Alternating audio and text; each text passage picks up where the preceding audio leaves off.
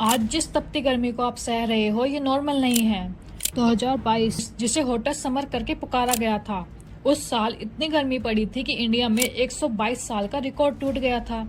फिर आई 2023 की गर्मियां। उसमें साइंटिस्ट ने कहा कि पिछले 2000 साल में सबसे गर्म गर्मी थी धरती के नॉर्थन हेमिस्फीयर पर। लेकिन फिर आते हैं हम साल 2024 पर। जनवरी 2024 हॉटेस्ट जैन एवर रिकॉर्डेड। फरवरी 2024 हॉटेस्ट फेब एवर रिकॉर्डेड। पिछले 11 महीने रिकॉर्ड ब्रेकिंग रहे हैं गर्मियों के मामले पर। और ये तपती गर्मी सहने वाले आप अकेले भी नहीं हो। पिछले महीने साउथ इंडिया और पूरे साउथ ईस्ट एशिया में रिकॉर्ड ब्रेक हीटवेव देखी गई। वियतनाम, सिंगापुर, इंडोनेशिया, हर जगह ऐसे अनबियरेबल टेम्परेचर देखे गए। एक सीधा कारण इन सब के पीछे है ग्लोबल वार्मिंग और क्लाइमेट चेंज। लेकिन क्या ये इकलौते कारण हैं?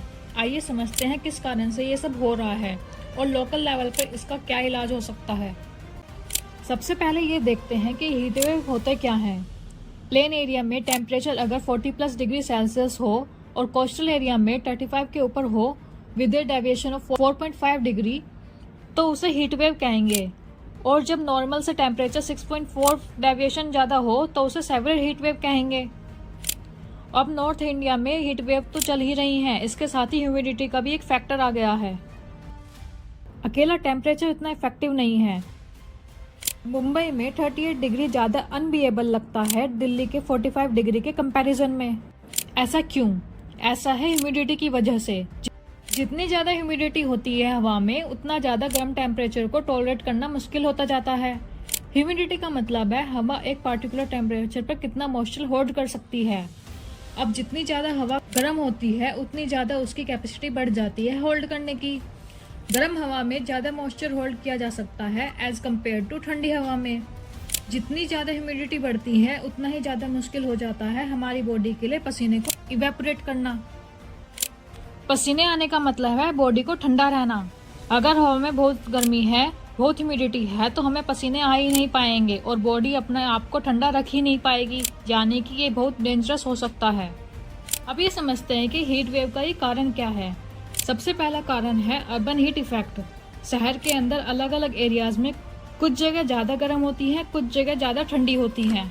ये चीज़ आपने भी नोटिस की होगी, जिस जगह पेड़ लगे होते हैं वहाँ का टेम्परेचर कम होता है मुकाबले वहाँ के जहाँ कॉन्क्रीट और ग्लास की बिल्डिंग्स होती हैं।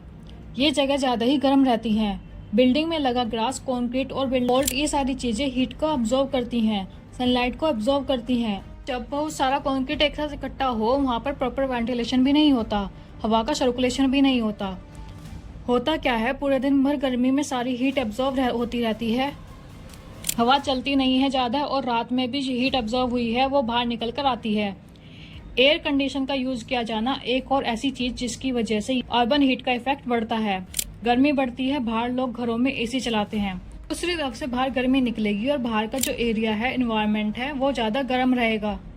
दूसरा है एल नीनो इफेक्ट। साइंटिस्ट ने ऑलरेडी प्रेडिक्ट कर दिया था कि ये हीट वेव इस एल नीनो इफेक्ट की वजह से ये ग्लोबल वेदर पैटर्न को अल्टर कर देता है।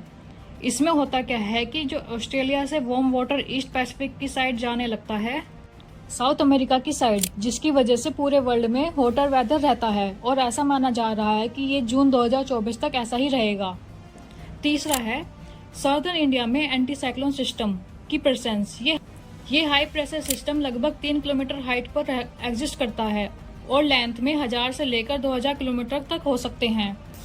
ये सिस्टम एयर को अर्थ सरफेस की तरफ से पुश करते हैं, जिसे एयर सब्सिडेंस कहते हैं, जिससे ये और ज्यादा हीट जनरेट होती है। साथ ही ये एंटी साइक्लोन सिस्टम सी से लैंड की तरफ आने वाली कूल सी ब्रीज को रोकता है। ये थे मेन रीजन हीट वेव के, मगर छोटे मोटे रीजन तो आपको भी पता है और उनको भी पता है, जैसे कि पेड़ काटना और ट्रैफिक का इतना ज्यादा हो जाना कि जिसकी हद ना हो। लोगों में आजकल इतनी बुद्धि हो गई है कि बिना वजह ही कूड़े के ढेर में आग लगा देते हैं। उससे ये नहीं सोचते कि उससे कितना पोल्यूशन होगा और कितना टेम्परेचर पर इफेक्ट पड़ेगा।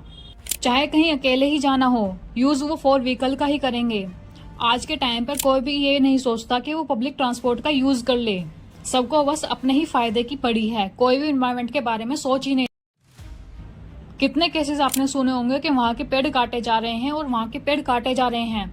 लोग लगाने की तो सोचते नहीं है बल्कि सोचते जा रहे हैं। ये एल नीनो इफेक्ट और साइक्लोन सिस्टम ये हमारे ही देन है।